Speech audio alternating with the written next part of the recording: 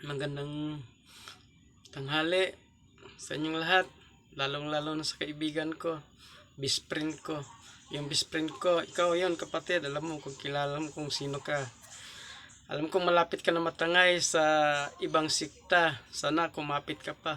Pero bago ka matangay, hayaan mo muna akong magbigay sa iyo ng payo, no?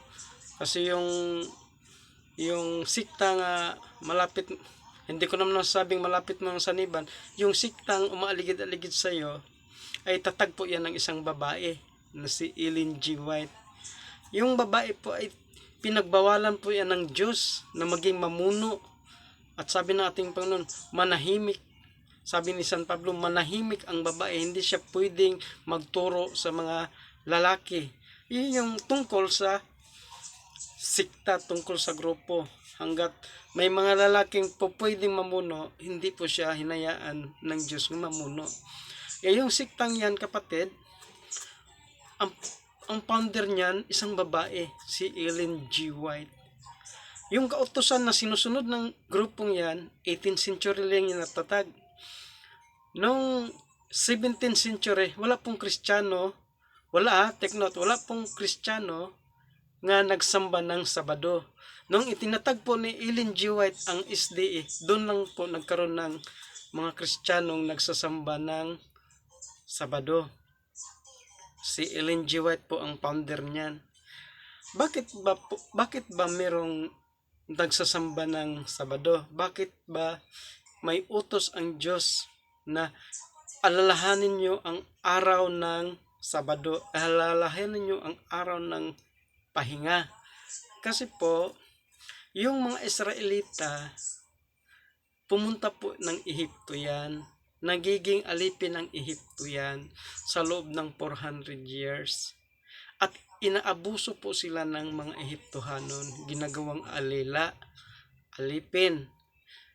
Kaya naawa na ang Diyos sa kanila dahil sila'y pinili ng Diyos. Mula pa kay Abraham, may kasunduan na sila kay Abraham, kay Isaac, kay Jacob. Kaya pumili ang Diyos ng instrumento sa pamagitan ni Moises.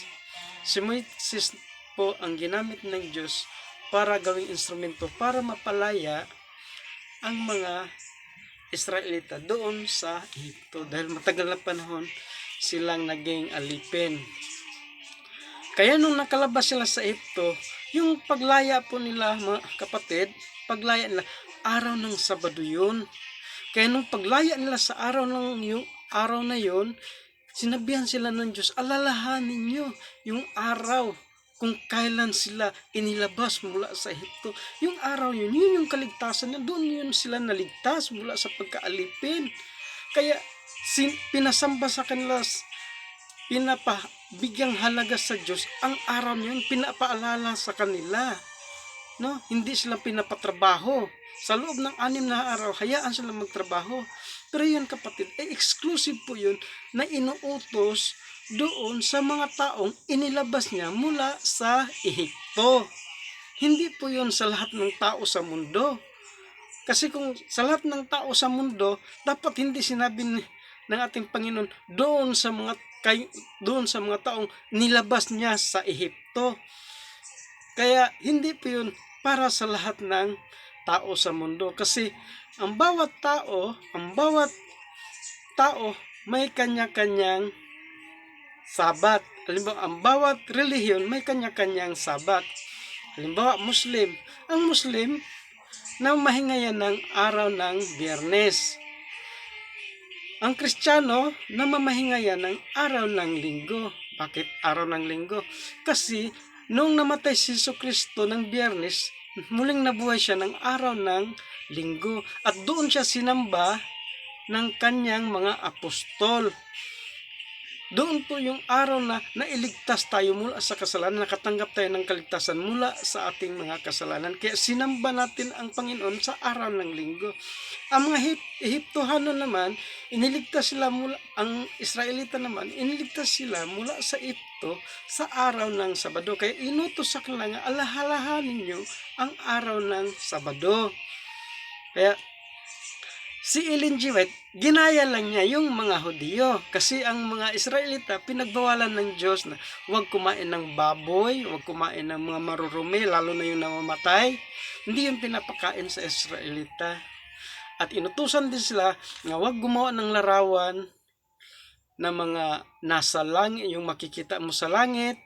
Pag tumingin ka sa langit, may makakita ka. Huwag yun gawa ng larawan para gawing Diyos.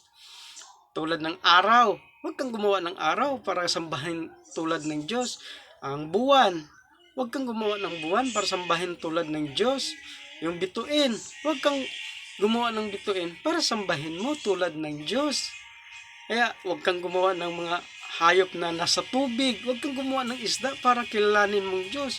Huwag kang gumawa ng mga hayop na sa lupa. Huwag kang gumawa ng larawan yan para kilalanin mo yung Diyos.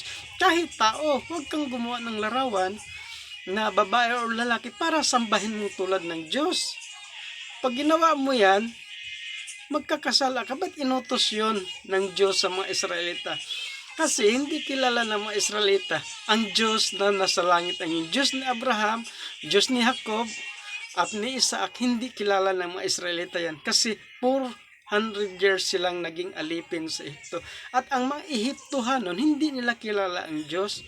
Kaya gumagawa yan sila ng mga larawan. At yung mga larawan, yun ang sinisimba nila na tulad ng Diyos. Inaalayan ng buhay. Kaya nasanay ang mga Israelita nagsamba ng mga larawan doon sa Ehipto.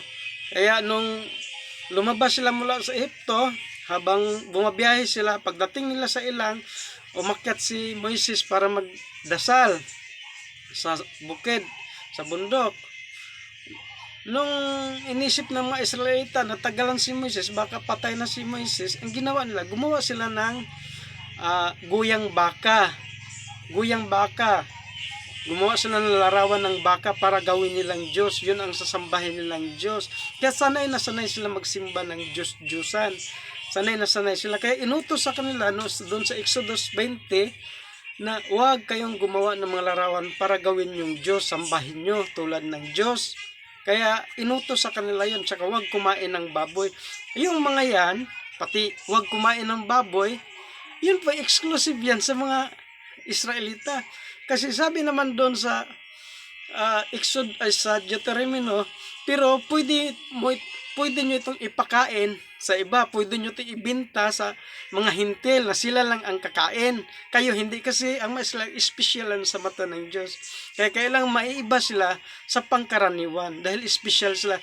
Meron silang tinatawag na dietary law. Kaya yung mga kautosan yan, yun ang ginaya ng SDA at ipinalabas nila na sila ay sumunod sa kautosan ng Diyos. Sila ay sumusunod sa kautosan ng Diyos. Pero alam mo ba kapatid, sa Timoteo 2:12, sabi ng Timoteo 2:12, huwag hayaang mamuno ang mga babae. Kailangang manahimik lang sila sa mga ganitong sitwasyon, yung pagpangaral tulad ng mga sikta, mga relihiyon. Hindi po pinayagan ng Diyos na mamuno ang mga babae. Pinatahimik lang sila. Pangalawa, yung ginawa ng paggaya doon sa mga gawain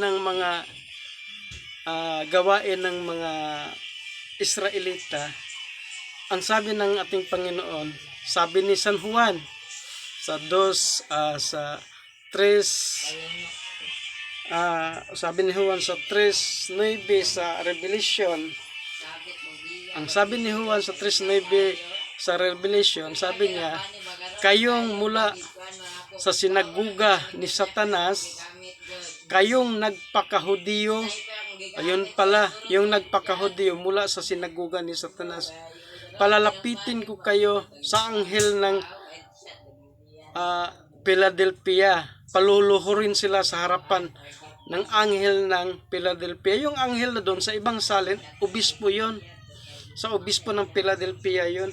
Yung nagpakahudiyo daw, yung hindi naman hudiyo, tapos pinagmalmalaki nila, sinunod nila ang mga kautusan sa Hudiyo, yun po yung nagpaka-Hudiyo. Pwede mo yung mabasa. Revelation 3:9. Basahin mo. Yung mula sa sinagugan ni Satanas nga nagpaka-Hudiyo, palalapitin ko siya sa iyo at paluhuluhin para malaman nila na ikaw ay aking minahal. Doon po yun sa pari ng Philadelphia. Ang mula sa sinagugan ni Satanas nga nagpaka-Hudiyo. Kaya nga, ito binigay ko tong advice na to para pag-aralan mo. Ayoko namang kaagad-agad mong paniwalaan. Kaagad-agad mong paniwalaan. Kasi ang Kristiyano, tulad natin, Katoliko, nagsamba tayo ng Sabado kasi, ay nagsamba tayo ng Linggo kasi, Linggo, muling nabuhay si Jesucristo. Doon natin natanggap ang fulfillment sa kaligtasan. Yung kaligtasan na yun, natanggap natin yun. Kay Linggo tayo iniligtas ng Panginoon. Yung kaligtasan na yun, natanggap, pero mawawala din yun kung gagawa tayo ng malalaking kasalanan. Yung grasyang yun, yung kaligtasan na yun, mawawala yun pag gumawa tayo parati ng kasalanan. Kaya alam na naman ng Diyos na talagang matutukso tayo. Kaya nagbigay siya ng utos dito sa mundo. Ang sabi niya sa Juan 20:20-21, ang sabi niya, tulad ako'y pinadala ng aking Ama dito sa lupa at kayo din na may ipapadala ko. Oh. Yung sinabi niya doon sa mga apostolos niya, kung siya, paano siya pinadala ng Ama, siya naman ay magpapadala sa kanya mga apostoles. Ang sabi niya, kung sino ang patatawarin nyo dito sa lupa, patatawarin din sa langit. At sinong hindi nyo patatawarin sa lupa, hindi rin pinapatawad. Kaya nga, andyan ang mga kaparian. Kailangan nating mangumpisal. Kasi yung pagkumpisal, act of humanity. Yung pagpakita ng pagpakumbaba. Kasi kung sa Diyos ka lang hingi ng tawad, walang pagpakumbaba doon.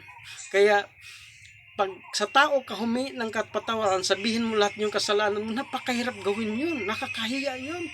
Kung sabihin mo sa Diyos yun, madali mo lang sabihin yung mga kasalanan mo. Pero kung sa tao, kaya nga, andyan ang tao para matest ang iyong humanity. Kasi, hindi ka worthy kung hindi matest ang iyong humanity na sincere ka sa iyong paghingi ng kapatawaran. Kaya, yung grasyang yon, yung nakuha natin nung nabuhay muli si Kristo, dun yung araw na yon, nagsimba ang mga Kristiyano. Yung sa mga Hudyo, nagpatuloy lang yun. Yung 7-day Sabbath nila, pagpatuloy lang yun. Ngayon sa mga Kristiyano, doon din tayo sa ang mga apostoles nagsimba ng Sabado. Inaalala nila yung huling hapunan. Nagsimba sila gabi ng Linggo. Inaalala nila ang banal na hapunan. Linggo po sila nagsisimba nung yung nabuhay si Kristo. Linggo din nagsimba ang kanyang mga apostoles, kanyang mga tagasunod. Kaya ingat kapatid ha, huwag kang pabigla-bigla. Hindi ka naman Hudiyo, huwag kang magpaka-Hudiyo. Basahin mo yung 2:9 sa Revelation. Kayong nagpaka-Hudiyo mula sa sinaguga. Ang sinaguga kapatid, yun yung simbahan ng mga Hudiyo. Yung tinutukoy rito sa nagpaka-Hudiyo, hindi talaga Hudiyo. Kasi yung Hudiyo na yun eh. Yung tinutukoy dito, yung nagpaka-Hudiyo. Yung ginawa yung kautusan, yung pagkain, di ka pwedeng kumain ng baboy, di ka pwedeng kumain ng mga marumi. Samantalang, ang sabi ni Kristo, lahat ng pagkain pwedeng kainin. Lahat ng pagkain pwedeng kainin. Kasi ang lumabas sa bibig mula sa puso, yun ang masama, yun makaparumi sa tao. Pero lahat ng pagkain, pagkatapos mong kainin, ilalabas mo yan sa iyong katawan ilabas mo lang yun sa iyong katawan. Kaya wala daw marumi na pagkain dahil yan lahat ay inilinisan na ng ating Panginoon. Kung gusto mo humingi sa akin ng verse tungkol dyan, bibigyan kita. Sabi pa ni San Pablo, kung anong pakita niyong pagkain doon sa palengke, bumili kayo, huwag kayong mamili. Kung makakita kayo ng hindi Hudiyo o hindi tagasunod, tapos yayain kayo sa kanilang bahay, kung anong ibigay sa inyo, pagkain, kainin nyo. tulad ng hintil. Kung halimbawa, nakakita sila ng hintil, tapos yayain silang kumain doon sa bahay nila, yung hintil, kumakain talaga ng baboy yan eh. Kaya doon sa, doon sa prodigal son, yung anak niya na inubos yung kanyang kayamanan, di ba? Kumain na lang siya ng pagkain sa mga baboy. Dahil may alagang mga baboy doon, dahil kinakain ang mga baboy doon. At sabi ng Panginoon, kumain kayo dahil lahat ng pagkain pwedeng kainin. Wala nang marumi na nilinis na ng Diyos. Kaya ingat ka.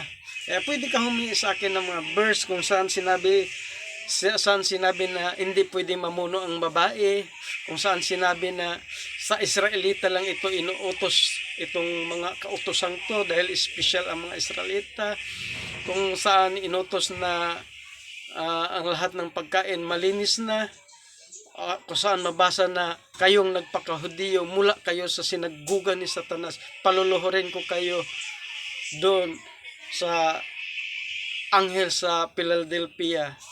Pwede ka humingi sa akin yan, kapatid. Alam mo kung sino ka. Kaya kung may tanong ka, itanong mo sa akin, baka mabigyan ko ng sagot. Pero kung hindi ko mabigyan ng sagot, itatanong ko doon sa kaibigan ko. Siguradong mabigyan ng sagot yan. Huwag kang biglang yung malimit na gawin lang dahilan. Yung mga Kristiyano daw, hindi daw sinusunod yung 10 utos. Kapatid, ang 10 utos, kapatid, ginawa na lang ng Panginoong Hesus yan ng 2. Ang utos ng ating Panginoon, ginawa na lang yung 2. Sabi niya, ibigin nyo ang Diyos higit sa lahat, at ibigin mo ang iyong kapatid tulad ng pag-ibig mo sa iyong sarili. 2 utos na lang. Ang sabi pa sa ating Panginoon, walang kinalaman ang kaharian ng langit, walang kinalaman sa pagkain. Kung hindi ka kakain nito, hindi ibig sabihin hindi ka makapasok sa langit. Kung kumain ka nito, hindi ibig sabihin na makapasok ka sa langit. Kaya ang kaharian sa langit, walang kinalaman sa pagkain. Ganun yun, kapatid. Huwag kang magpalinlang na yung araw ng Sabado, kailang hindi kayo kumilos, hindi kayo magtatrabaho. Hindi po. Ang sabi ng Panginoon, yung araw ng pagpahulay, ginawa yan para sa tao. Sa araw ng pagpahulay, ikaw ang masusunod. Sila hindi. Hindi sila gumagalaw, hindi sila nagtatrabaho. Daw lang. Pero ang sabi ng Panginoon, ang araw ipagpahulay, ginawa yan para sa tao. Tulad ng halimbawa, ang baboy, ginawa yan para sa tao. Ikaw ang tao masunod kung anong gawin mo sa baboy. Yung baboy, litsunin mo ba? Padadamihin mo ba? Kakatayin mo ba? O bibinta ba? Ikaw masusunod para sa baboy. Tulad din ng araw ng pagpahulay. Ikaw masunod sa araw ng pagpahulay. Magtatrabaho ka ba?